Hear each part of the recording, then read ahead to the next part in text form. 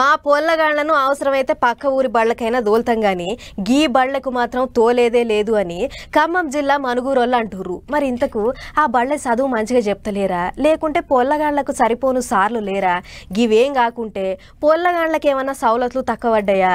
ఎందుకట్లా అంటుర్రో తెలవాలంటే ఒక్కసారి గా బడి హాలత్ను మనం కూడా చూసి రావాలి కదా. ఏదో బడి ముచ్చట చెప్తామని గీ రేకుల కొట్టం కాడికి తోలుకొచ్చిర్రేందని గరం కాకుర్రి. మీరు చూస్తున్నది బడే ఆవు భద్రాద్రి కొత్తగూడెం జిల్లా మనుగూరు గాంధీ బొమ్మ సెంటర్ కాడున్న ఆడిపొల్లగాండ్ల పెద్ద బడిగిది.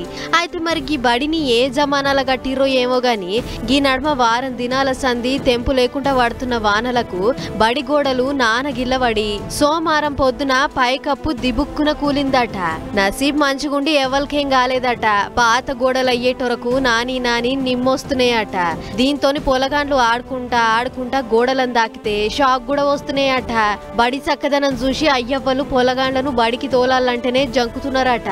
గిట్లయితే మన సర్కార్ బడి ఇక ముంగట పడ్డట్లే. చదువులకని ప్రతి బడ్జెట్ల 1000 కోట్లు తీస్తుంటారు. మరి గా పైకంతోని బళ్ళు మంచిగా గట్టియకుంటా వచ్చిన గా పైసలన్నీ ఎవల జేబులకు పోతున్నట్లు అని అనుకుంటుర్రు గీ ముచ్చట చూసినోళ్ళు. ఖమ్మం జిల్లా కూసుమంచి మండలంలో ఉన్న పాలేరు సర్కార్ పెద్ద బళ్ళే సరిపడా సార్లు లేరట. 10వ తరగతి దాకున్న గి బళ్ళే 60 మంది పొలగాండ్లుంటే అందరికీ కలిపి 4 సార్లట.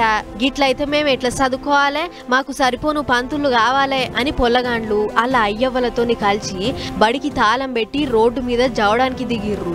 సార్లను ఎమ్మటే పెంచాలే, లేకుంటే బడి తాళం తీసేదే లేదన్నట్లు లొలిమోపు చేసిర్రు.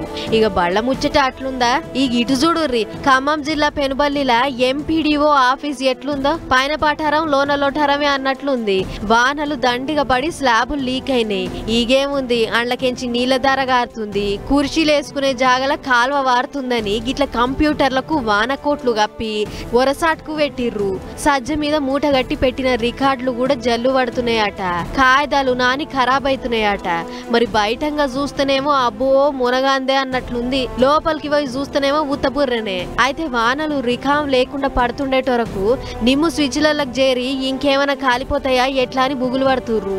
మా ఆఫీస్ చక్కదనం చూసైనా పెద్ద అధికారులు ఏదన్నోటి చేయాలి. ఆలస్యం చేస్తే ఈడ ఒక్క సామాను కూడా చేతికి మంచిగా మిగిలేటట్లు లేదని అంటుర్రు అక్కడి అధికారులు. చూడాలి మరి ఏం చేస్తారో ఏమో.